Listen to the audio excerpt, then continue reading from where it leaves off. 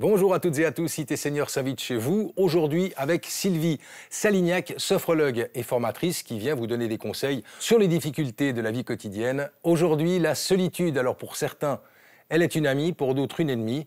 Eh bien, la réponse à vos questions, maintenant. Bonjour à toutes et à tous, je suis ravie de vous retrouver aujourd'hui à Cité Senior. J'espère que chacun d'entre vous va bien et j'aurai de toute façon plaisir à vous retrouver tout bientôt, toujours à Cité Senior. Aujourd'hui, je vous propose d'évoquer la solitude que nous avions déjà évoquée ici à Cité Senior, mais qui pour autant, avec ces temps de confinement qui durent, prend tout son sens, voire même encore plus de sens. La solitude, tout d'abord, qu'est-ce que c'est ? Nous ne sommes pas tous égaux face à la solitude. Tout d'abord, il y a la solitude volontaire, celle qui, par exemple, que l'on va choisir en prenant une retraite spirituelle. Cette solitude qui va nous permettre de nous retrouver face à nous-mêmes, de retrouver calme, paix et sérénité. Il y a également la solitude forcée, comme plutôt en ce moment, avec cette période de confinement, cette solitude que l'on nous impose et qui l'a peut-être vécue avec beaucoup plus de douleur, beaucoup plus de difficultés. Il y a également cette fameuse solitude que l'on peut ressentir même si on est dans une foule, même entouré de nos proches, même en temps de confinement, on peut se sentir seul au milieu de nos proches dans le salon. Bref, quoi qu'il en soit, la solitude n'est pas seulement un état de fait, c'est surtout comment nous vivons les choses, comment nous ressentons les choses. Chez nos aînés, déjà, la solitude, comment est-ce qu'elle arrive ? Il y a déjà le passage à la retraite. Il peut y avoir la perte du conjoint, les enfants qui s'en vont.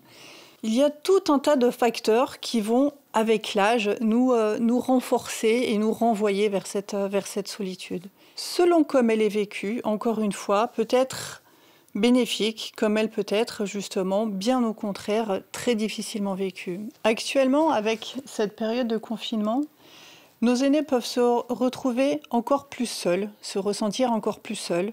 Pour ceux qui ont déjà eu soit un passage à la retraite, soit des difficultés familiales, des difficultés personnelles, ce sentiment de solitude est renforcé en ce moment. Quelles sont les conséquences de la solitude sur notre santé ? Il est évident que la solitude peut être un choix. Dans ces cas-là, les conséquences sur la santé ne seront que bénéfiques. En revanche, pour nos aînés, la solitude est beaucoup plus souvent subie.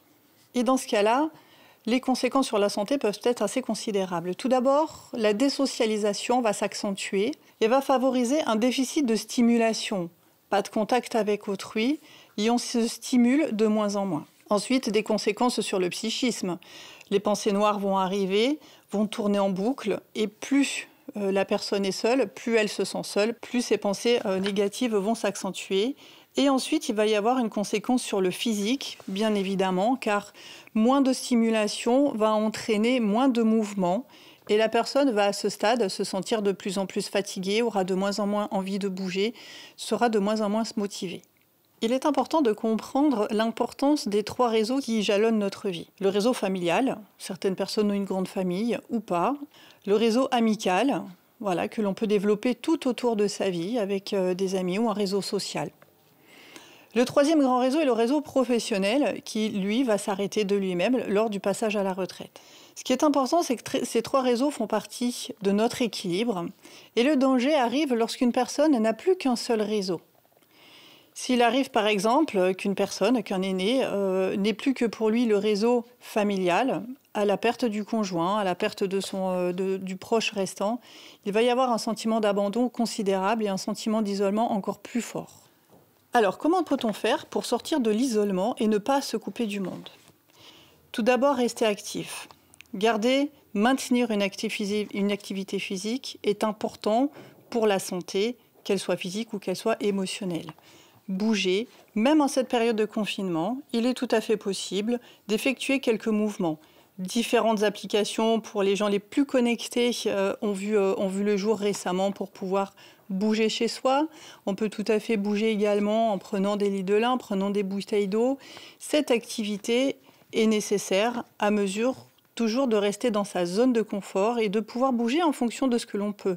On peut faire quelques séances de yoga, quelques séances de gym douce ou quand les beaux jours arriveront et que le déconfinement sera là, pouvoir sortir à l'extérieur, faire de la marche. Les gens les plus chanceux peuvent avoir un vélo d'appartement et bouger également. Gardez toujours bien en tête que rester actif est très important. Deuxièmement, apprendre. On peut apprendre à tout âge, on peut découvrir à tout âge. Il existe de nombreuses universités qui permettent d'accueillir les personnes âgées, qui permettent d'accueillir les seniors pour venir apprendre des choses que nous n'aurions pas pu ou pas eu le temps d'apprendre lorsque nous travaillons. Il y a également des universités qui favorisent ces apprentissages par vidéoconférence, ce qui prend tout son sens actuellement. On peut donc toujours apprendre. Heureusement qu'Internet est là. Troisièmement, rencontrer, faire des rencontres, ce qui va nous permettre de garder notre dynamisme. Rencontrer, il existe des tas de clubs, des tas d'endroits où on peut sortir, rencontrer du monde, danser, bouger. Et en ce moment, effectivement, cela nous est difficile. Pour autant, on peut toujours rencontrer du monde. Il y a de nombreux sites sérieux qui sont là pour nous aider à rencontrer des gens ayant des points d'intérêt communs, voire plus si affinité. Quoi qu'il en soit, rencontrer est très important et primordial. Gardons une place pour la famille. Les grands-parents sont importants pour la structuration des enfants. Les grands-parents sont aussi un lien avec l'histoire de la famille. Les grands-parents peuvent garder des activités pour leurs petits-enfants. Ces activités n'ont pas besoin d'être sophistiquées. Il peut s'agir simplement de les emmener balader quand ce sera possible. Ou en ce moment, la transmission des grands-parents peut se faire via webcam, via les téléphones, leur transmettre une recette de cuisine, leur retransmettre une manière de tricoter ou de bricoler. Tout peut se faire, même en ce moment, au travers de la vidéo. Les grands-parents sont très importants. Garder le lien avec ses enfants, garder le lien avec ses petits-enfants permet aussi de cultiver la motivation, l'optimisme et permet de garder une bien meilleure santé. Et enfin, en dernier point, positivons. Finalement, dans tout cela, malgré la peur d'être contaminé, malgré le stress du confinement, qu'y a-t-il de beau autour de nous?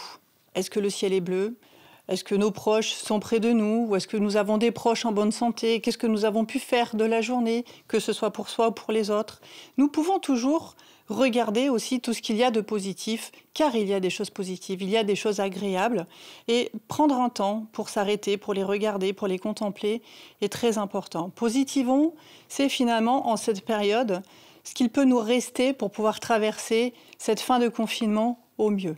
Finalement, en cette période, certes, la rupture sociale physique est bien réelle, mais pour autant, avec les progrès d'Internet, nous pouvons toujours garder un lien via les vidéos, via les téléphones, via les tablettes. Finalement, nous sommes tous connectés les uns aux autres. Nous avons différentes manières de communiquer et c'est ça qui est très important. Malgré le confinement, nous pouvons communiquer et du coup sortir de l'isolement. Ne plus se sentir seul parce qu'à l'autre bout du fil, il y a quelqu'un que nous apprécions, parce qu'en face de nous, que ce soit sur un écran de téléphone ou une tablette, nous avons un proche qui peut nous parler. Alors restons en contact. Je vous remercie de m'avoir écouté. Cette fois-ci, j'aurai grand plaisir à vous retrouver à nouveau à Cité Senior très prochainement.